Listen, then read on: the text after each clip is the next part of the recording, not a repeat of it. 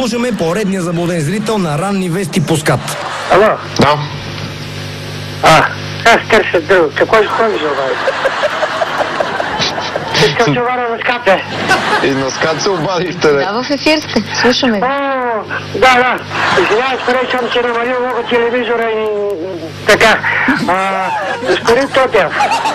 Тоцев ми е фамилията, да. Карай, нали все пак разбра с кого се е свързал? Аз търся друг. Какво ще ходиш, обади? Искам да вара на СКАТ, бе. Не знам защо, но в СКАТ разговорите по телефона винаги са били особено напрегнати. Да чуем следващия зрител. Папе, СКАТ е, да. искам този простак, дето сега говори за комунисти. Моля ви, Аз никога не съм бил комунист, не. Ама такива простаци, не ги пускайте да говорят без...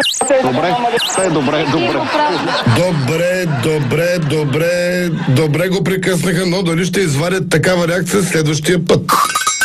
Абе, господин Тотев, така ли няма някой човек да се намери в България да отреби толкова сигурен, бе? Неговата майка сигурен, като е бръсник Иван Костов. Така, сега малко по-бавно, защото нищо не разбрах.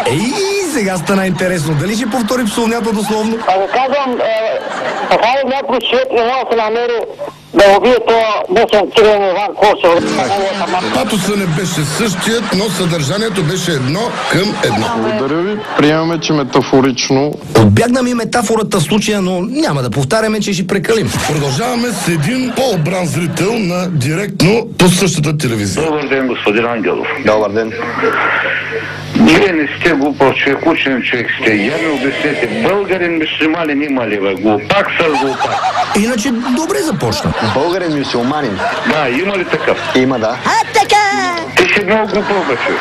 Защо? Кажете ми, обяснете ми. Как няма турци тук, бе? Ти говори с... Глупости говорите. Как нема турци тук? Да.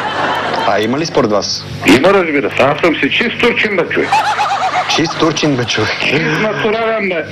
В Турция ли сте роден? Рязан съм, бръсна се всеки ден, да си бръсна даже, жената се бръсни. Прекалено лична информация стича в тая телевизия. Рязан съм, бръсна се всеки ден, да си бръсна даже, жената се бръсни.